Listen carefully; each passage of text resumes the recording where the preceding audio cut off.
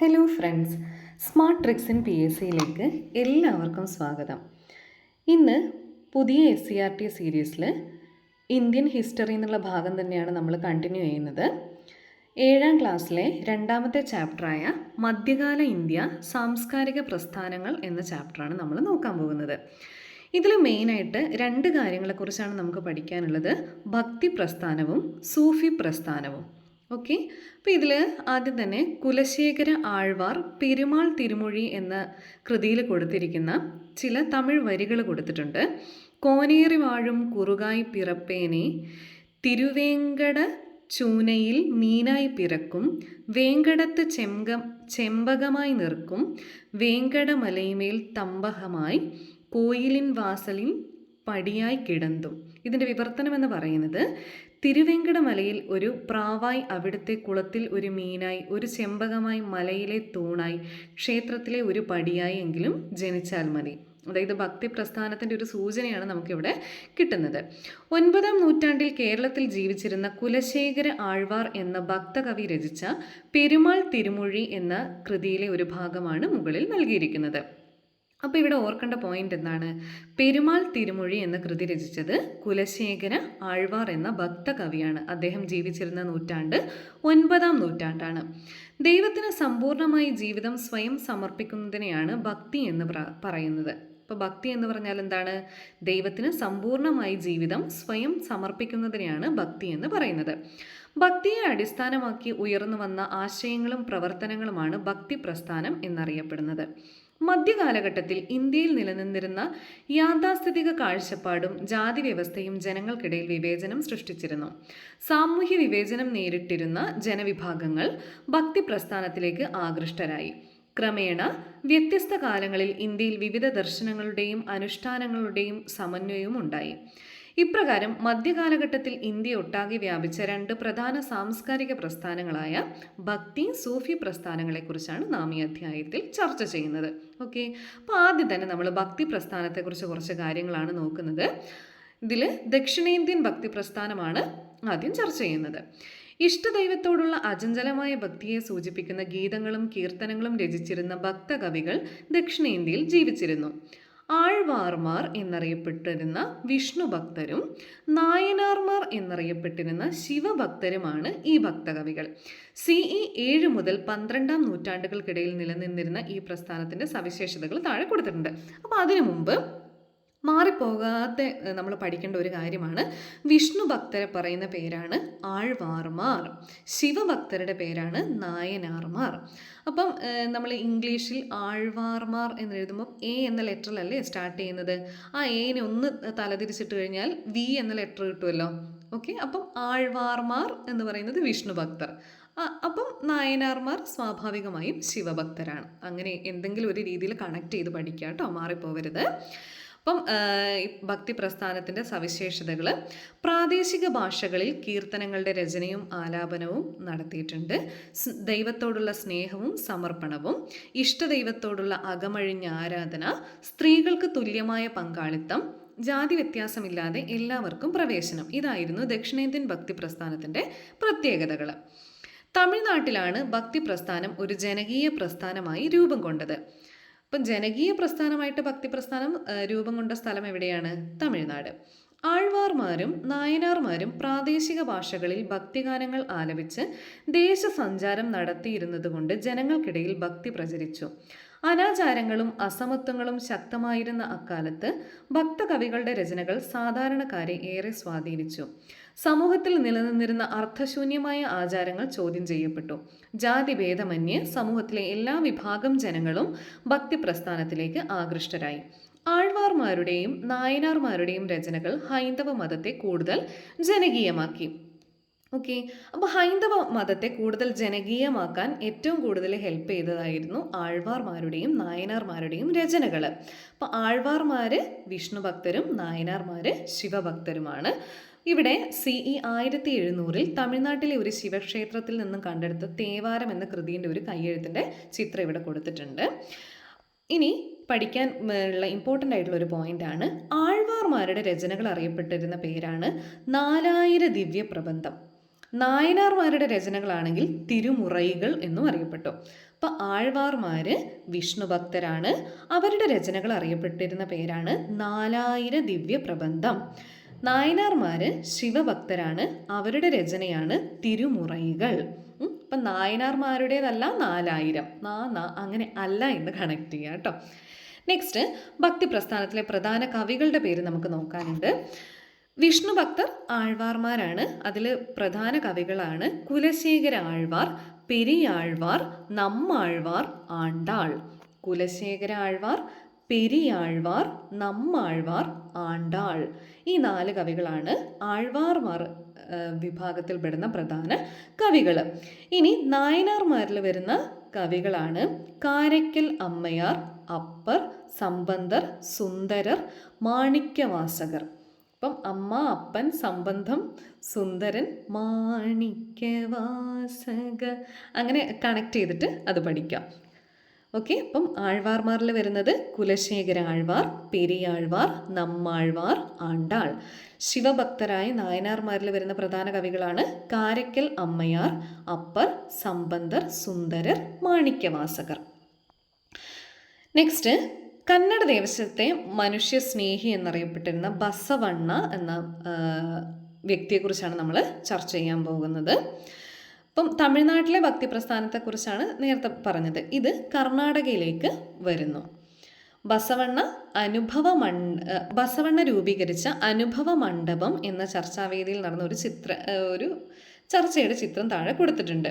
അപ്പം നമുക്ക് നോക്കുമ്പോൾ തന്നെ അവിടെ മനസ്സിലാവും പല ജാതിയിലും മതത്തിലും പെട്ട ആൾക്കാരുണ്ട്, സ്ത്രീകൾ ഉൾപ്പെട്ടിരുന്നുണ്ട്. അപ്പോൾ ആ ചർച്ചയിൽ വരുന്ന കാര്യങ്ങളൊക്കെ നമുക്ക് അവിടെ കാണാൻ പറ്റുന്നുണ്ട്. അനുഭവ മണ്ഡപം എന്നാണ് ആ ചർച്ചാ മണ്ഡപത്തിന് പറയുന്ന പേര്. അനുഭവ മണ്ഡപം എന്താണെന്ന് നോക്കാം.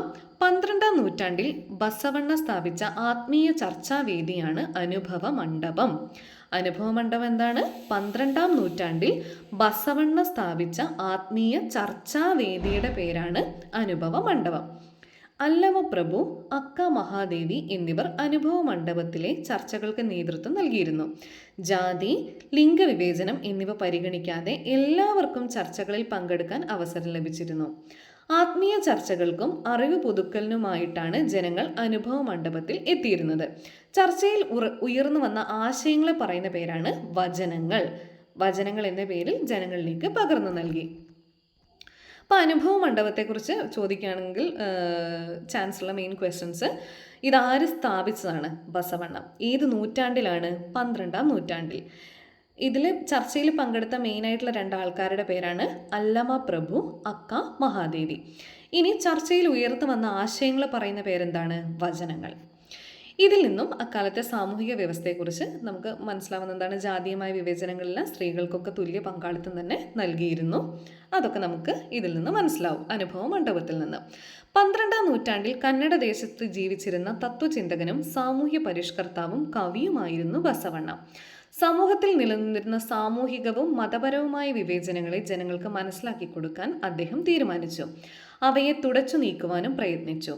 സ്വാതന്ത്ര്യം, സമത്വം, സാമൂഹ്യനീതി എന്നിവയിൽ അധിഷ്ഠിതമായ കാഴ്ചപ്പാടാണ് ബസവണ്ണ മുന്നോട്ട് വെച്ചത്. അദ്ദേഹം സ്ഥാപിച്ച വീരശൈവ പ്രസ്ഥാനത്തിലൂടെയാണ് ഈ ആശയങ്ങൾ ഏകോപിപ്പിച്ചത്. അപ്പോൾ ബസവണ്ണ സ്ഥാപിച്ച പ്രസ്ഥാനത്തിൻ്റെ പേരെന്താണ്? വീരശൈവ പ്രസ്ഥാനം. വീരശൈവ പ്രസ്ഥാനം സ്ഥാപിച്ചത് ബസവണ്ണ. വീരശൈവ പ്രസ്ഥാനത്തിൻ്റെ പ്രധാന പ്രവർത്തനങ്ങളാണ് ഇവിടെ പറയുന്നത്. ബ്രാഹ്മണ മേധാവിത്വത്തെയും വേദങ്ങളുടെ പ്രാമാണികതയെയും ചോദ്യം ചെയ്തു. ജാതി വിവേചനത്തിനും സ്ത്രീ വിവേചനത്തിനുമെതിരെ ജനങ്ങളെ ബോധവൽക്കരിച്ചു. ഏകദൈവ വിശ്വാസം പ്രോത്സാഹിപ്പിച്ചു. തൊഴിലിൻ്റെയും അധ്വാനത്തിൻ്റെയും മഹത്വം ജനങ്ങളെ ബോധ്യപ്പെടുത്തി. ശൈശവ വിവാഹത്തെ എതിർക്കുകയും പ്രായപൂർത്തി വിവാഹം, വിധവ പുനർവിവാഹം എന്നിവ പ്രോത്സാഹിപ്പിക്കുകയും ചെയ്തു. കർണാടകയിലെ ബസവ കല്യാണിൽ സ്ഥാപിച്ച ബസവണ്ണയുടെ പ്രതിമ ഇവിടെ കൊടുത്തിട്ടുണ്ട്. ഇതാണ് ബസവണ്ണയുടെ പ്രതിമ. അപ്പം ബസവണ്ണ സ്ഥാപിച്ച പ്രസ്ഥാനമാണ് വീരശൈവ പ്രസ്ഥാനം. അനുഭവ മണ്ഡപം എന്ന ഒരു ചർച്ചാവേദി ഉണ്ടായിരുന്നു. ആ ചർച്ചാവേദിയിലൂടെ തന്നെ നമുക്ക് മനസ്സിലാവും അവർ ആ സമയത്ത് ജാതി വിവേചനങ്ങൾക്കെതിരെ എല്ലാം പ്രവർത്തിച്ചതാണ്. പിന്നെ ഇവിടെ എടുത്തു പറയുന്നുണ്ട്, ശൈശവ വിവാഹത്തെ എതിർത്തിട്ടുണ്ട്, പ്രായപൂർത്തി വിവാഹം, വിധവ പുനർവിവാഹം എന്നിവയെ പ്രോത്സാഹിപ്പിച്ചിട്ടുണ്ട്. അങ്ങനെ ഒത്തിരി നല്ല ഇന്നൊവേറ്റീവ് ആയിട്ടുള്ള കാര്യങ്ങൾ ചെയ്തിട്ടുള്ള ആളാണ് ബസവണ്ണ. ബസവണ്ണയുടെ സന്ദേശങ്ങളാണ് ഇവിടെ കൊടുത്തിട്ടുള്ളത്. ചിന്തയും പ്രവൃത്തിയും നന്നായാൽ രാഷ്ട്രം ഉയർച്ച നേടും. ഏത് ജാതിയിൽപ്പെട്ടവരായാലും മനുഷ്യർക്കെല്ലാം അവകാശങ്ങൾ തുല്യമാണ്. ഈശ്വരാരാധനയ്ക്ക് ഇടനിലക്കാർ ആവശ്യമില്ല. പുനർജന്മമില്ല. ഈ ജന്മം ധന്യമാക്കി ജീവിക്കൂ. പുനർജന്മത്തിലൊന്നും വിശ്വസിക്കുന്ന ആളായിരുന്നില്ല ബസവണ്ണ. നെക്സ്റ്റ് കബീർ. ഇപ്പം നമ്മൾ നോക്കിയത് ബസവണ്ണ എന്ന സാമൂഹ്യ പരിഷ്കർത്താവിനെയാണ്. ഇനി മാനവ മൈത്രിയുടെ പ്രചാരകൻ എന്നറിയപ്പെടുന്ന കബീർ. അള്ള, രാമൻ, കരീം, കേശവ, ഹരി, ഹസ്രത്ത് എന്നിങ്ങനെ ദൈവത്തിന് വിളിപ്പേരുകൾ ഉണ്ടനവധി. പൊന്നുരുക്കി പണിതതാം വിളകൾ മോതിരങ്ങളും പൊന്നുതാനല്ലയോ. വൈജാത്യങ്ങൾ നാം നിർമ്മിക്കും പദങ്ങളിൽ മാത്രം. 15-ാം നൂറ്റാണ്ടിൽ വടക്കേ ഇന്ത്യയിൽ, അതായത് ഇന്നത്തെ ഉത്തർപ്രദേശിൽ ജീവിച്ചിരുന്ന ഭക്തി പ്രസ്ഥാനത്തിന്റെ പ്രചാരകനായിരുന്നു കബീർ. അദ്ദേഹം എഴുതിയ വരികളാണിത്. അപ്പോൾ ബസവണ്ണ എവിടെയായിരുന്നു? കബീർ ഉത്തർപ്രദേശിൽ, ബസവണ്ണ എവിടെയായിരുന്നു? ഒന്ന് കമന്റ് ചെയ്യൂ. ഓക്കെ. ദോഹകൾ എന്നറിയപ്പെട്ടിരുന്ന ഇത്തരം കീർത്തനങ്ങളിലൂടെയാണ് കബീർ തൻ്റെ ആശയങ്ങൾ പ്രചരിപ്പിച്ചത്. അതായത് ഇതുപോലെ 4 ലൈൻ വരുന്ന ചെറിയ ചെറിയ കീർത്തനങ്ങളെയാണ് ദോഹകൾ എന്ന് പറയുന്നത്. അപ്പോൾ കബീർ ദോഹകളിലൂടെയാണ് തൻ്റെ ആശയങ്ങൾ പ്രചരിപ്പിച്ചത്. സാധാരണക്കാർക്ക് മനസ്സിലാക്കാൻ കഴിയുന്ന ഭാഷയിൽ കീർത്തനങ്ങൾ രചിച്ചിരുന്നതിനാൽ കബീറിൻ്റെ ദോഹകൾ ജനങ്ങളെ ഏറെ ആകർഷിച്ചിരുന്നു. ഹിന്ദു മുസ്ലിം സാഹോദര്യത്തിന് വേണ്ടി പ്രവർത്തിച്ചിരുന്ന ആളായിരുന്നു കബീർ. ഒരേ മണ്ണുകൊണ്ടുണ്ടാക്കിയ 2 പാത്രങ്ങളാണ് ഹിന്ദുവും മുസൽമാനും എന്ന് അദ്ദേഹം ഓർമ്മിപ്പിച്ചു. ജാതി വ്യവസ്ഥ, തൊട്ടുകൂടായ്മ, പൂജകൾ, മരണാനന്തര ചടങ്ങുകൾ, വിഗ്രഹാരാധന തുടങ്ങിയവ അർത്ഥശൂന്യമാണെന്ന് അദ്ദേഹം വാദിച്ചു. ജാതി, മതം, വർണ്ണം, കുടുംബമഹിമ, സമ്പത്ത് തുടങ്ങിയവ അടിസ്ഥാനമാക്കിയുള്ള എല്ലാത്തരം വിവേചനങ്ങളെയും കബീർ വിമർശിച്ചു. ഇവിടെ ജയ്പൂർ മ്യൂസിയത്തിലെ ശേഖരത്തിലുള്ള ഒരു ചിത്രം കൊടുത്തിട്ടുണ്ട്. കബീർ നെയ്ത്തിൽ ഏർപ്പെടുന്ന ഒരു ചിത്രമാണിത്. ഭക്തി സൂഫി ആശയങ്ങൾ കബീറിൻ്റെ പ്രവർത്തനങ്ങളെ ഏറെ സ്വാധീനിച്ചിരുന്നു. മതപാരമ്പര്യങ്ങളെ അദ്ദേഹം പൂർണ്ണമായി നിരാകരിച്ചിരുന്നു. മതങ്ങളുടെ ബാഹ്യാരാധനാ ക്രമങ്ങളെയും അദ്ദേഹം അവഗണിച്ചു. അരൂപിയായ ദൈവത്തിൽ വിശ്വസിച്ചിരുന്ന കബീർ ഭക്തിയെ മോക്ഷമാർഗമായി പ്രചരിപ്പിക്കുകയും ചെയ്തിരുന്നു. തൻ്റെ ആശയങ്ങൾ പ്രചരിപ്പിക്കുന്നതിനായി അദ്ദേഹം ശിഷ്യരോടൊപ്പം നാടുകൾ തോറും സഞ്ചരിച്ചു. അപ്പോൾ ഉണ്ടായ ചില അനുഭവങ്ങൾ. അപ്പോൾ ഇവിടെ ഒരു ചെറിയ അനുഭവം കൊടുത്തിട്ടുണ്ട്, ഞാൻ വായിക്കാം. ഒരിക്കൽ ദുഃഖിതനായിരുന്ന ഒരു ഗ്രാമമുഖ്യനോട് കബീർ കാരണം അന്വേഷിച്ചു. അയാൾ പറഞ്ഞു, കർമ്മഫലം, അല്ലാതെ എന്ത് പറയാൻ. വസൂരി കാരണം ആളുകൾ മരിച്ചു വീഴുന്നു. പരിഹാരമായി മന്ത്രവാദം നടത്തണം. കബീർ പൊട്ടിച്ചിരിച്ചുകൊണ്ട് പറഞ്ഞു, രോഗശാന്തിക്ക് മന്ത്രവാദമോ? മന്ത്രവാദം കൊണ്ട് ഇതൊന്നും നേടാൻ കഴിയില്ല. ചികിത്സ കൊണ്ടേ രോഗം ഭേദമാകും. മറ്റൊരിക്കൽ കബീറിനും കൂട്ടർക്കും ആളുകൾ ഉപഹാരങ്ങൾ നൽകാൻ തുടങ്ങി. അദ്ദേഹം പറഞ്ഞു, ഞങ്ങൾ നെയ്ത്തുകാരും ലോഹപ്പണിക്കാരും മരം കടയുന്നവരും കൃഷിക്കാരും ചെരുപ്പ് കുത്തുന്നവരും ഒക്കെയാണ്. തൊഴിൽ ചെയ്താണ് ഞങ്ങൾ ജീവിക്കുന്നത്. ഉപകാരങ്ങൾ ഞങ്ങൾക്ക് വേണ്ട. അപ്പം കബീറും ശിഷ്യന്മാരും ഗ്രാമമുഖ്യനോടൊപ്പം നിൽക്കുന്ന ഒരു ചെറിയൊരു ചിത്രവും കൂടെ ഇവിടെ കൊടുത്തിട്ടുണ്ട്. അപ്പം കബീറിൻ്റെ ദോഹയും കഥാസന്ദർഭവും വായിച്ചിട്ട് മനസ്സിലാവുന്ന കാര്യങ്ങൾ: ആളുകൾ ദൈവത്തെ പല പേരുകളിൽ വിളിക്കുന്നു. കബീർ ജനങ്ങളെ അന്ധവിശ്വാസങ്ങൾക്കെതിരെ ചിന്തിക്കാൻ പ്രേരിപ്പിച്ചു. അതായത് മന്ത്രവാദമൊന്നും അല്ല, ചികിത്സ കൊടുത്താൽ മാത്രമേ രോഗം ഭേദമാവുള്ളൂ എന്നൊക്കെ ആൾക്കാർക്കിടയിൽ പ്രചരിപ്പിക്കാൻ വേണ്ടിയിട്ട് കബീർ മുൻകൈ എടുത്തിട്ടുണ്ട്. അടുത്തയാളാണ് ഗുരു നാനാക്ക്. അദ്ദേഹത്തിൻ്റെ മെയിനായിട്ടുള്ള കാര്യം സ്നേഹവും സാഹോദര്യവുമാണ്. ഇവിടെ ചെറിയൊരു ഭാഗം കൊടുത്തിട്ടുണ്ട് ഗുരു നാനാക്കിനെ കുറിച്ച്. ഗുരു നാനാക്കും ഭായി മിർദാനയും ഒരിക്കൽ സജ്ജൻ തഗിൻ്റെ സത്രത്തിൽ വിശ്രമിക്കാനെത്തി. അവിടെ വരുന്നവരെ കൊള്ളയടിക്കുന്ന സ്വഭാവം അയാൾക്കുണ്ടായിരുന്നു. ഇത് മനസ്സിലാക്കിയ ഗുരു നാനാക്ക് രാത്രി വിശ്രമിക്കാൻ തയ്യാറായില്ല. പകരം അവർ ഗുരു നാനാക്ക് തന്നെ രചിച്ച പ്രാർത്ഥനാ ഗാനങ്ങളായ ഷാബാദ് ആലപിക്കാൻ തുടങ്ങി. മറ്റുള്ളവരുടെ സമ്പത്ത് കൊള്ളയടിക്കുന്നത് അന്യായമാണ് എന്നർത്ഥം വരുന്ന വരികളായിരുന്നു ചൊല്ലിയത്. പാട്ടിൻ്റെ വരികൾ കേട്ടപ്പോൾ സജ്ജൻ തഗിന് തൻ്റെ തെറ്റ് മനസ്സിലായി. അയാൾ ഗുരുവിനോട് ക്ഷമ ചോദിച്ചു. മോഷ്ടിച്ച പണമെല്ലാം ദരിദ്രർക്ക് നൽകാനും സത്യസന്ധനായി ജീവിക്കാനും ഗുരു നാനാക്ക് ഉപദേശിച്ചു. പിന്നീട് സജ്ജൻ സത്രത്തിൽ എത്തുന്നവരെ സഹായിച്ച് ജീവിക്കാൻ തുടങ്ങി. അപ്പം ഗുരു നാനാക്കും ഭായി മിർദാനയും തമ്മിലുള്ള ഒരു ചിത്രവും കൂടെ അവിടെ കൊടുത്തിട്ടുണ്ട്. 15-ാം നൂറ്റാണ്ടിൽ പഞ്ചാബിലെ ഷേഖ്പുരയിലെ താൽവണ്ടി, അതായത് ഇപ്പം നിലവിൽ പാകിസ്ഥാനുള്ള സ്ഥലമാണ്, ഗ്രാമത്തിലാണ് ഗുരു നാനാക്ക് ജനിച്ചത്. വിവിധ മതങ്ങളുടെ ആശയങ്ങളെ സമന്വയിപ്പിക്കാൻ ഗുരു നാനാക്ക് ശ്രമിച്ചു. തൻ്റെ ചിന്തകൾ പ്രചരിപ്പിക്കുന്നതിന് വേണ്ടി അദ്ദേഹം ഇന്ത്യക്കകത്തും പുറത്തും സഞ്ചരിച്ചു. മതങ്ങളുടെ നിരർത്ഥകരമായ അനുഷ്ഠാനങ്ങളെ ഗുരു നാനാക്ക് എതിർത്തിരുന്നു. ഏകദൈവം എന്ന സന്ദേശം ജനങ്ങളിലേക്ക് എത്തിക്കാൻ അദ്ദേഹം ശ്രമിച്ചു. തുല്യത, സാഹോദര്യം, സ്നേഹം, നന്മ, മതസഹിഷ്ണുത എന്നീ ആശയങ്ങളെ പ്രോത്സാഹിപ്പിച്ചു. ജാതി വിവേചനം, വിഗ്രഹാരാധന, തീർത്ഥാടനം തുടങ്ങിയവയെ നിരാകരിച്ചു. സാമ്പത്തിക അസമത്വത്തെ ചോദ്യം ചെയ്തു. ലഹരി വർജനത്തിന് ജനങ്ങളെ പ്രേരിപ്പിച്ചു.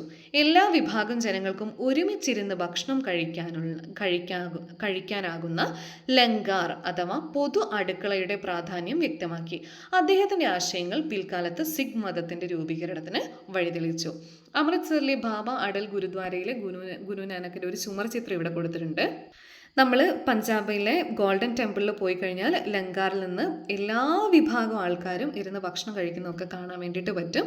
അതൊക്കെ ഗുരു നാനാക്കിൻ്റെ ഈ ഒരു സന്ദേശമാണ്. ഇപ്പം ലങ്കാർ എന്നതിൻ്റെ അർത്ഥം പൊതു അടുക്കളയാണ്. അതിൻ്റെ ആ ഒരു ആശയത്തിന് പിന്നിൽ എല്ലാ വിഭാഗം ജനങ്ങൾക്കും ഒരുമിച്ച് ഭക്ഷണം കഴിക്കാനാവുന്ന പൊതു അടുക്കള എന്നാണ് ലങ്കാർ. അപ്പം എവിടെയാണ് ഗുരു നാനാക്ക് ജനിച്ചത്? പഞ്ചാബിലെ ഷേഖ്പുരയിലെ തൽവണ്ടി എന്ന ഗ്രാമത്തിൽ. ഇപ്പം നിലവിൽ അത് പാകിസ്ഥാനിലെ സ്ഥലമായിട്ടാണ് വരുന്നത്. ഏകദൈവം എന്ന സന്ദേശമാണ്. ലങ്കാർ പൊതു അടുക്കളയാണ്. ഗുരു നാനാക്ക് ആശയങ്ങളെ ഉൾക്കൊണ്ടുകൊണ്ട് രൂപീകരിച്ച മതമാണ് സിഖ് മതം. അപ്പോൾ ഇവിടെ സിഖ് മതത്തിൻ്റെ വിശുദ്ധ ഗ്രന്ഥമാണ് ആദി ഗ്രന്ഥ, അതായത് ഗുരു ഗ്രന്ഥ സാഹിബ്. ഗുരു നാനാക്കിൽ തുടങ്ങുന്ന സിഖ് ഗുരുക്കന്മാരുടെ രചനകളാണ് ആദി ഗ്രന്ഥത്തിന്റെ ഉള്ളടക്കം. ഏകദൈവ വിശ്വാസത്തിന്റെ പ്രാധാന്യം, ജാതി, ലിംഗ, വംശവിവേചനങ്ങൾക്കെതിരെയുള്ള ചിന്ത എന്നിവ ഇതിൽ ഉൾച്ചേർന്നിട്ടുണ്ട്. ജൈനമതം, ബുദ്ധമതം, ഇസ്ലാം മതം തുടങ്ങിയവയുടെ ആശയങ്ങൾ ആദി ഗ്രന്ഥത്തിൽ ഉൾപ്പെടുത്തിയിട്ടുണ്ട്. അതായത് എല്ലാ മതങ്ങളുടെയും ആശയങ്ങൾ ഉൾപ്പെടുത്തിക്കൊണ്ട് തന്നെയാണ് ആദി ഗ്രന്ഥം എഴുതിയിട്ടുള്ളത്. സിഖ് മതത്തിൻ്റെ വിശുദ്ധ ഗ്രന്ഥം എന്നറിയപ്പെടുന്നത് ആദി ഗ്രന്ഥമാണ്. ആദി ഗ്രന്ഥത്തിൻ്റെ ഒരു കയ്യെഴുത്ത് പ്രതിൻ്റെ ഇമേജും കൂടെ ഇവിടെ കൊടുത്തിട്ടുണ്ട്. ഭക്തി പ്രസ്ഥാനത്തിലെ സ്ത്രീ സാന്നിധ്യം നമ്മൾ പറഞ്ഞു. ഭക്തി പ്രസ്ഥാനത്തിലെ സ്ത്രീകൾക്കും തുല്യ പരിഗണന ഉണ്ടായിരുന്നു. അപ്പോൾ സ്ത്രീ സാന്നിധ്യങ്ങൾ ആരൊക്കെയാണെന്ന് നോക്കാം. മധ്യകാലഘട്ടത്തിലെ സമൂഹത്തിൽ സ്ത്രീകൾക്ക് പൊതുവെ അംഗീകാരവും പരിഗണനയും കുറവായിരുന്നു. ആരാധനാ സ്വാതന്ത്ര്യത്തിലും സാഹചര്യങ്ങൾ വ്യത്യസ്തമായിരുന്നില്ല. ഭക്തി പ്രസ്ഥാനത്തിന്റെ ആവിർഭാവത്തോടുകൂടി ഇഷ്ടദൈവത്തെ ആരാധിക്കുന്നതിനായി കീർത്തനങ്ങളും ഗാനങ്ങളും രചിക്കുന്നതിനും ആലപിക്കുന്നതിനും ധാരാളം സ്ത്രീകൾ തയ്യാറായി. രാജസ്ഥാനിലെ ചിത്തോറിൽ ജീവിച്ചിരുന്ന രജപുത്ര രാജകുമാരിയായിരുന്നു മീരാബായി. അവർ ജീവിത സൗകര്യങ്ങളെല്ലാം ഉപേക്ഷിച്ച് കൃഷ്ണഭക്തിയിൽ മുഴുകി. മീരാബായി രചിച്ച കൃഷ്ണ ഭജനകൾ ഏറെ പ്രസിദ്ധമാണ്. അപ്പോൾ മീരാബായിൻ്റെ സ്ഥലം എവിടെയാണ്? രാജസ്ഥാനിലെ ചിത്തോറിലാണ്. മീരാബായി കൃഷ്ണഭക്തയായിരുന്നു. അവരുടെ കൃഷ്ണഭജനകൾ ഏറെ പ്രസിദ്ധമാണ്. തമിഴ്നാട്ടിലെ, ഇതിപ്പോൾ പറഞ്ഞത് രാജസ്ഥാനിലെ കാര്യമാണ്. തമിഴ്നാട്ടിൽ പ്രശസ്തരായിരുന്ന ഭക്തകവയിത്രിമാരായിരുന്നു കാരയ്ക്കൽ അമ്മയാർ, ആണ്ടാൾ എന്നിവർ. തങ്ങളുടെ ഇഷ്ടദൈവത്തോടുള്ള അകമഴിഞ്ഞ ഭക്തി സൂചിപ്പിക്കുന്ന കീർത്തനങ്ങളാണ് ഇവർ രചിച്ചിരുന്നത്. അപ്പം മീരാബായി ഉണ്ട്, കാരയ്ക്കൽ അമ്മയാറുണ്ട്, ആണ്ടാൾ. കാരയ്ക്കൽ അമ്മയാറും ആണ്ടാളും തമിഴ്നാട്ടിലാണ്. മീരാബായി രാജസ്ഥാനിലെ ചിത്തോറിലാണ്. നെക്സ്റ്റ്, വീരശൈവ പ്രസ്ഥാനത്തിലെ പ്രമുഖയായിരുന്നു അക്ക മഹാദേവി. ബസവണ്ണയുടെ ആത്മീയ മണ്ഡപത്തിലൊക്കെ പങ്കെടുത്ത വ്യക്തിയാണ്. സ്ത്രീകൾ നേരിട്ടിരുന്ന സാമൂഹികവും ആത്മീയവുമായ അടിച്ചമർത്തലുകൾക്കെതിരെ നടന്ന ചർച്ചകൾക്ക് അവർ നേതൃത്വം നൽകിയിരുന്നു. മഹാരാഷ്ട്രയിലെ ബഹീനാബായി, സൊയ്റാബായി, കാശ്മീരിലെ ലാൽദേ തുടങ്ങിയവരും ഭക്തി പ്രസ്ഥാനത്തിൻ്റെ വളർച്ചയ്ക്ക് സംഭാവന നൽകിയവരാണ്. അപ്പോൾ സ്ത്രീ സാന്നിധ്യങ്ങൾ ആരൊക്കെയാണെന്ന് ഒന്നുകൂടെ നോക്കാം. രാജസ്ഥാനിൽ മീരാബായി, തമിഴ്നാട്ടിൽ കാരയ്ക്കൽ അമ്മയാർ, ആണ്ടാൾ, വീരശൈവ പ്രസ്ഥാനത്തിൽ അക്ക മഹാദേവി, മഹാരാഷ്ട്രയിൽ വരുന്നവരാണ് ബഹീനാബായി, സൊയ്റാബായി, കാശ്മീരിലാണെങ്കിൽ ലാൽദേദ്. നെക്സ്റ്റ്, ഭക്തി പ്രസ്ഥാനത്തിൻ്റെ ഫലങ്ങൾ എന്തൊക്കെയാണെന്ന് നോക്കാം. സംഗീതത്തിലൂടെയും ഭക്തിയിലൂടെയും ഇഷ്ടദൈവത്തിന് സ്വയം സമർപ്പിക്കുക എന്ന ലക്ഷ്യത്തോടെയാണ് ഭക്തി പ്രസ്ഥാനം രൂപം കൊണ്ടത്. എന്നാൽ പിൽക്കാലത്ത് ഇന്ത്യയുടെ സാമൂഹ്യവും മതപരവുമായ മേഖലകളിൽ പുരോഗമനപരമായ മാറ്റങ്ങൾ ഉണ്ടാക്കാൻ ഭക്തി പ്രസ്ഥാനത്തിന് സാധിച്ചു. ഭക്തി പ്രസ്ഥാനത്തിലെ ഭൂരിപക്ഷം കവികളും താഴ്ന്ന ജാതിക്കാർ എന്ന് പറഞ്ഞ് മാറ്റി നിർത്തപ്പെട്ടവരിൽ നിന്നുള്ളവരായിരുന്നു. ഇവർ ജാതി വ്യവസ്ഥയെയും ബ്രാഹ്മണർക്ക് ലഭിച്ചിരുന്ന പ്രത്യേക സ്ഥാനമാനങ്ങളെയും ചോദ്യം ചെയ്തു. തൽഫലമായി സാമൂഹിക സമത്വം എന്ന ആശയം രൂപപ്പെടാൻ തുടങ്ങി. അനുഭവ മണ്ഡലത്തിലെ ചർച്ചകളിൽ സ്ത്രീകൾക്ക് പങ്കെടുക്കാൻ അവസരം ലഭിച്ചിരുന്നു. അവരുടെ അഭിപ്രായങ്ങൾക്ക് അംഗീകാരം ലഭിക്കുകയും സ്ത്രീ പുരുഷ സമത്വം എന്ന ആശയത്തെക്കുറിച്ച് ചിന്തിപ്പിക്കുകയും ചെയ്തു. അധ്വാനത്തിന്റെ മഹത്വത്തെക്കുറിച്ച് ജനങ്ങളെ ബോധവൽക്കരിക്കാൻ കഴിഞ്ഞതും ഭക്തി പ്രസ്ഥാനത്തിന്റെ പ്രത്യേകതയാണ്. അപ്പോൾ ഇത്രയും കാര്യങ്ങളാണ് ഭക്തി പ്രസ്ഥാനത്തെക്കുറിച്ച് പറയാനുള്ളത്. നെക്സ്റ്റ്, സൂഫി പ്രസ്ഥാനം. ഡൽഹി സുൽത്താനായ ജലാലുദ്ദീൻ ഖിൽജി അമീർ ഖുസ്രുവിനോട് ഷെയ്ഖ് നിസാമുദ്ദീൻ ഔലിയയെ കാണാൻ ആഗ്രഹം പ്രകടിപ്പിച്ചു. പക്ഷേ സന്ദർശന വിവരം ഔലിയ അറിയാൻ പാടില്ല. അറിഞ്ഞാൽ സമ്മതിക്കില്ലെന്ന് സുൽത്താൻ അറിയാം. എന്നാൽ ഖുസ്രു ഇക്കാര്യം ഔലിയയോട് പറഞ്ഞു. ഭരണാധികാരികളെ കാണാൻ ഇഷ്ടപ്പെടാത്ത ഔലിയ സന്ദർശന ദിവസം ദൂരേക്ക് യാത്ര പോയി. ഖാൻഗാഹിൽ എത്തിയ രാജാവ് ഷെയ്ഖിനെ കാണാനാകാതെ ഖുസ്രുവിനോട് ദേഷ്യപ്പെട്ടു. നിങ്ങൾ സുൽത്താനെ ചതിക്കുകയായിരുന്നുവല്ലേ? ഖുസ്രു മറുപടി പറഞ്ഞു, രാജാവിനെ ചതിച്ചാൽ എൻ്റെ ഈ ലോകത്തെ ജീവിതം മാത്രമേ അവസാനിക്കൂ. പക്ഷേ എൻ്റെ ഗുരുവിനെ ചതിച്ചാൽ അനശ്വരമായ മരണാനന്തര ജീവിതം തന്നെയാകും എനിക്ക് നഷ്ടപ്പെടുക. അപ്പോൾ നേരത്തെ നമ്മൾ കണ്ടതിൽ ഭക്തി പ്രസ്ഥാനത്തിലെ ബസവണ്ണ ഈ ഒരു ജന്മം മാത്രമേ ഉള്ളൂ, മരണാനന്തര ജീവിതത്തിൽ അദ്ദേഹം വിശ്വസിച്ചിരുന്നില്ല. ഇപ്പം ഇവിടെ നോക്കുകയാണെങ്കിൽ നേരെ തിരിച്ചാണ് കാര്യങ്ങൾ വരുന്നത്. മരണത്തെ ഭയപ്പെടാത്ത ഖുസ്രു തൻ്റെ സൂഫി ഗുരുവായ നിസാമുദ്ദീൻ ഔലിയയുടെ അപ്രീതിയെ ഭയപ്പെട്ടിരുന്നു. അതാണ് ഈ ഒരു കഥയിൽ നമുക്ക് മനസ്സിലാവുന്നത്.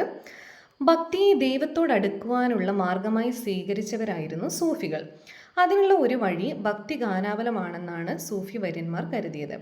സാധാരണക്കാർക്കിടയിൽ സഞ്ചരിച്ച് അവർ സൂഫി തത്വങ്ങൾ പ്രചരിപ്പിച്ചു. ഏകദൈവ വിശ്വാസം, സാഹോദര്യം, മനുഷ്യസ്നേഹം, ദൈവത്തോടുള്ള സമർപ്പണം എന്നീ ആശയങ്ങൾക്ക് പ്രാധാന്യം നൽകി. അപ്പോൾ സൂഫിസത്തെക്കുറിച്ച് ഇവിടെ പറയുന്നുണ്ട്. സൂഫിസം എന്ന പദം ഉണ്ടായത് കമ്പിളി എന്നർത്ഥം വരുന്ന സൂഫ് എന്ന വാക്കിൽ നിന്നോ ശുദ്ധി എന്നർത്ഥം വരുന്ന സഫി എന്ന വാക്കിൽ നിന്നോ ആണെന്ന് പണ്ഡിതന്മാർ അഭിപ്രായപ്പെടുന്നു. നിങ്ങൾ ഈ സൂഫി പാട്ടുകൾ ഗൂഗിളിൽ സെർച്ച് ചെയ്താൽ നിങ്ങൾക്ക് കാണാൻ വേണ്ടിയിട്ട് പറ്റും.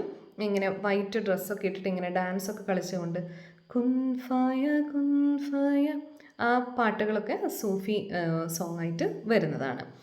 മധ്യേഷ്യൻ പ്രദേശങ്ങളിൽ രൂപം കൊണ്ട ഇസ്ലാമിക ഭക്തി പ്രസ്ഥാനമാണ് സൂഫിസം. മധ്യേഷ്യൻ പ്രദേശങ്ങളിലാണ് ഇസ്ലാമിക ഭക്തി പ്രസ്ഥാനമാണ് സൂഫിസം. ഇവിടങ്ങളിലെ ഭരണാധികാരികൾ സമ്പത്ത്, അധികാരം, ആഡംബര ജീവിതം തുടങ്ങിയ ലൗകിക കാര്യങ്ങളിൽ കൂടുതൽ ശ്രദ്ധിക്കാൻ തുടങ്ങി. ഇത്തരം പ്രവണതകൾക്കെതിരെയാണ് സൂഫി പ്രസ്ഥാനം ഉയർന്നു വന്നത്. 12-ാം നൂറ്റാണ്ടോടെ ഇന്ത്യയിലേക്ക് സൂഫി പ്രസ്ഥാനം എത്തിച്ചേർന്നു. സിൽസിലകൾ എന്നറിയപ്പെട്ടിരുന്ന 12 സൂഫി വിഭാഗങ്ങളിൽ ചിസ്തി, സുഹ്രാവർദി എന്നീ സിൽസിലകളായിരുന്നു ഇന്ത്യയിലെത്തിയിരുന്നത്. അതായത് സൂഫി പ്രസ്ഥാനത്തിൽ 12 വിഭാഗങ്ങൾ ഉണ്ടായിരുന്നു. അതിൽ 2 മാത്രമാണ് ഇന്ത്യയിൽ വന്നത്, ചിസ്തിയും സുഹ്രാവർദിയും. സിൽസിയ എന്ന് പറയുന്നത് എന്താണ്? സൂഫി വിഭാഗത്തിന് പറയുന്ന പേരാണ് സിൽസില. ആത്മീയ ജീവിതത്തിന് പ്രാധാന്യം നൽകി ആഡംബര ജീവിതത്തിൽ നിന്ന് ഒഴിഞ്ഞു നിന്നവരാണ് സൂഫി ഗുരുക്കന്മാർ. സൂഫി ഗുരുവിനെ പീർ അഥവാ ഷെയ്ഖ് എന്നും അനുയായികളെ മുരീദ് എന്നും വിളിച്ചിരുന്നു. സൂഫി ഗുരുവിനെ വിളിക്കുന്നത് എന്താണ്? പീർ അല്ലെങ്കിൽ ഷെയ്ഖ്. അനുയായിൻ്റെ എന്താണ് വിളിക്കുക?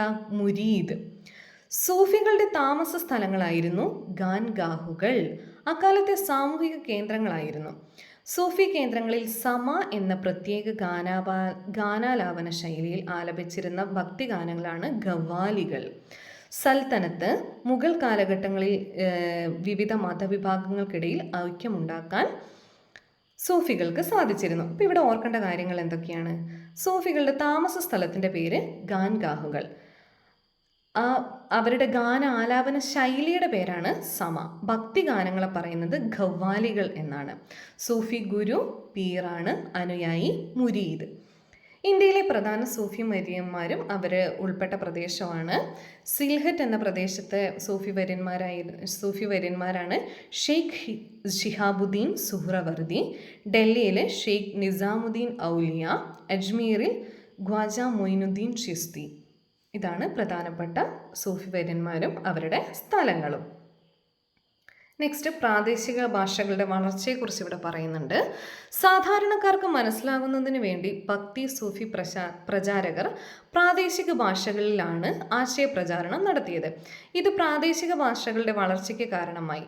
തമിഴ്, പഞ്ചാബി, ബംഗാളി, മറാത്തി, തെലുങ്ക്, കന്നഡ, മലയാളം തുടങ്ങിയ ഭാഷകളിൽ ധാരാളം ഭക്തികാവ്യങ്ങൾ രചിക്കപ്പെട്ടു.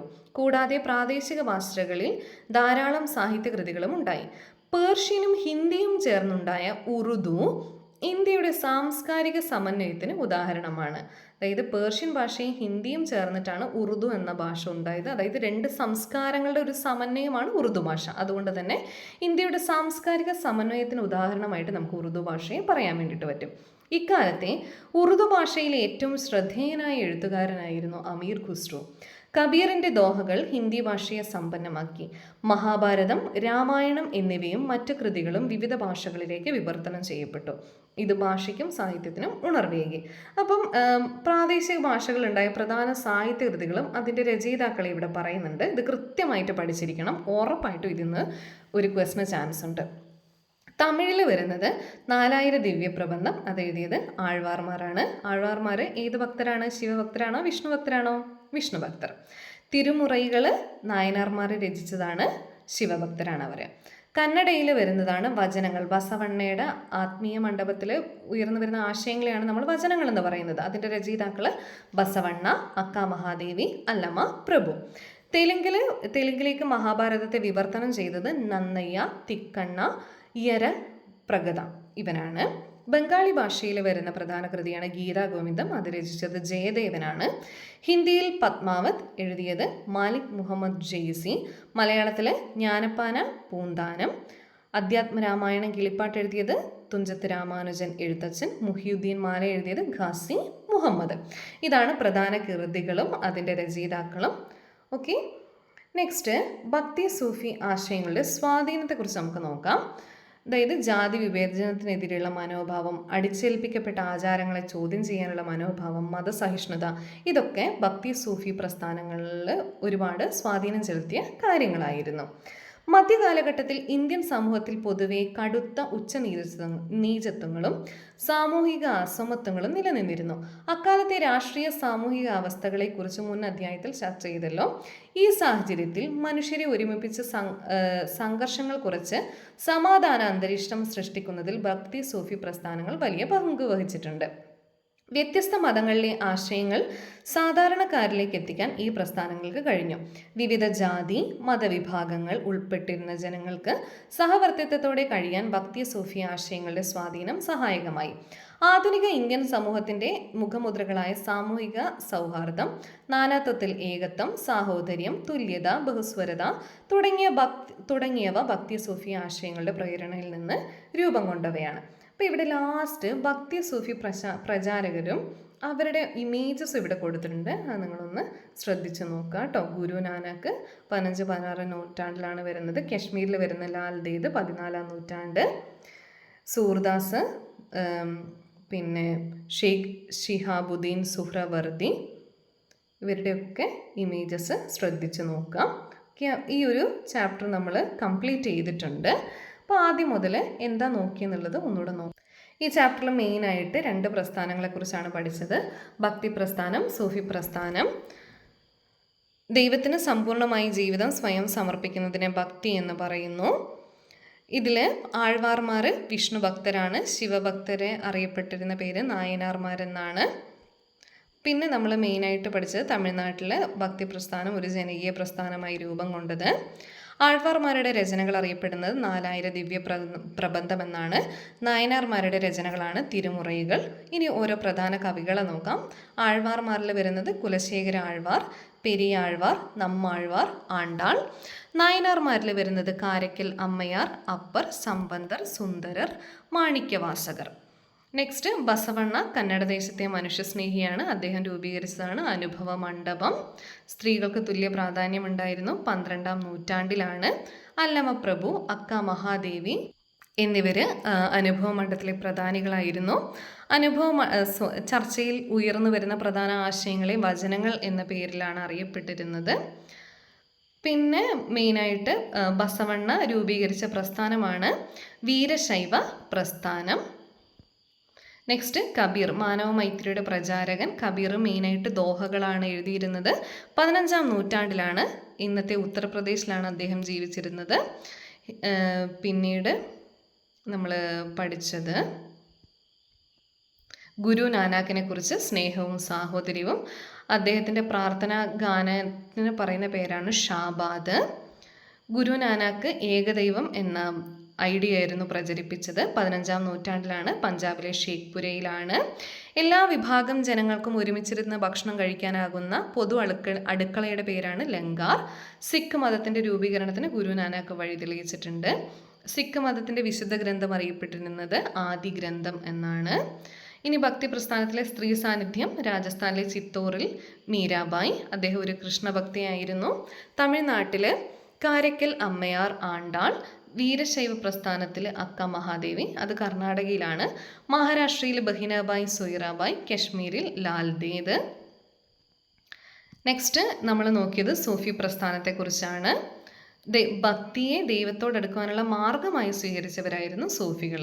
സൂഫിസം എന്ന വാക്ക് വന്നത് സുഫ് എന്ന കമ്പിളി എന്നർത്ഥം വരുന്ന സുഫ് എന്ന വാക്കിൽ നിന്നോ ശുദ്ധി എന്നർത്ഥം വരുന്ന സഫി എന്ന വാക്കിൽ നിന്നോ എന്നാണ് പറയപ്പെട്ടിരുന്നത്. പിന്നെ സൂഫി വിഭാഗങ്ങൾ അറിയപ്പെട്ടിരുന്ന പേരാണ് സിൽസിലകൾ. ഇന്ത്യയിൽ വന്ന സിൽസിലകളാണ് ചിസ്തി, സുഹ്രവർദി. സൂഫി ഗുരുവിനെ പീർ ഇല്ലെങ്കിൽ ഷെയ്ഖ് എന്ന് പറയും, അനുയായികളെ മുരീദ് എന്ന് പറയും. സൂഫികളുടെ താമസ സ്ഥലമാണ് ഗാൻഗാഹുകൾ. അവരുടെ ഗാനാലാപന ശൈലിയാണ് സമ. അവരുടെ ഭക്തിഗാനങ്ങളുടെ പേര് ഖവ്വാലികൾ എന്നാണ്. സൂഫി വര്യന്മാരും അവരുടെ പ്രദേശങ്ങളും: സിൽഹത്തിൽ ഷെയ്ഖ് ഷിഹാബുദ്ദീൻ സുഹ്രവർദി, ഡൽഹിയിൽ ഷെയ്ഖ് നിസാമുദ്ദീൻ ഔലിയ, അജ്മീറിൽ ഖാജ മൊയിനുദ്ദീൻ ചിസ്തി, ഇവരൊക്കെയാണ് വരുന്നത്. നെക്സ്റ്റ് പ്രാദേശിക ഭാഷകളിലെ പ്രധാന കൃതികളും അതിൻ്റെ രചയിതാക്കളുമാണ്. തമിഴിൽ 4000 ദിവ്യപ്രബന്ധം എഴുതിയത് ആഴ്വാർമാരാണ്. തിരുമുറൈകൾ എഴുതിയത് നായനാർമാർ. കന്നഡയിൽ വചനങ്ങൾ എഴുതിയത് ബസവണ്ണ, അക്ക മഹാദേവി, അല്ലമ്മ പ്രഭു. തെലുങ്കിലെ പ്രധാനപ്പെട്ടത് മഹാഭാരതത്തിൻ്റെ വിവർത്തനമാണ് നന്നയ്യ തിക്കണ്ണ യരപ്രഗത. ബംഗാളി ഭാഷയിലെ ഗീതാ ഗോവിന്ദം എഴുതിയത് ജയദേവൻ. ഹിന്ദിയിൽ പത്മാവത് എഴുതിയത് മാലിക് മുഹമ്മദ് ജെയ്സി. മലയാളത്തിൽ വരുന്ന പ്രധാന കൃതികൾ ജ്ഞാനപ്പാന, പൂന്താനം. അധ്യാത്മരാമായണ കിളിപ്പാട്ട് എഴുതിയത് തുഞ്ചത്ത് രാമാനുജൻ എഴുത്തച്ഛൻ. മുഹിയുദ്ദീൻ മാല എഴുതിയത് ഖാസി മുഹമ്മദ്. ഇത്രയും കാര്യങ്ങളാണ് നമ്മൾ ഈ ഒരു ചാപ്റ്ററിൽ പഠിച്ചത്. അപ്പോൾ നിങ്ങൾ വീണ്ടും ക്ലാസ് കേൾക്കുമ്പോൾ ഈ പോയിന്റുകളൊക്കെ നിങ്ങൾക്ക് ക്ലിയർ ആയിട്ട് മനസ്സിലാവും. ഓക്കെ, അപ്പം താങ്ക് യു ഫോർ ലിസ്ണിങ്. എല്ലാവരും നല്ല രീതിയിൽ പ്രിപ്പയർ ചെയ്തിട്ട് എക്സാമിന് പോവുക. ഇപ്പം പുതിയ SCRT ചാപ്റ്ററുകളിൽ നിന്ന് ക്വസ്റ്റ്യൻ വരുന്നത് കൂടുന്നുണ്ട്. അതുകൊണ്ട് തന്നെ നമ്മുടെ ഈ ഒരു സീരീസ് സക്സസ്ഫുൾ ആക്കാൻ വേണ്ടിയിട്ട് നിങ്ങളും കൂടെ ഉണ്ടാവണം. ഇനി ഓരോ 2 ദിവസം കൂടുമ്പോഴും ക്ലാസ്സുകൾ പ്രൊവൈഡ് ചെയ്തുകൊണ്ടേയിരിക്കും. Okay, thank you. നിങ്ങൾക്ക് ക്ലാസ് ഇഷ്ടപ്പെട്ടിട്ടുണ്ടെങ്കിൽ തീർച്ചയായിട്ടും ലൈക്ക് ചെയ്യണം, കൂട്ടുകാർക്ക് ഷെയർ ചെയ്ത് കൊടുക്കണം, ചാനൽ സബ്സ്ക്രൈബ് ചെയ്യുന്ന പരിഗണിക്കണം. Okay, thank U. All the best.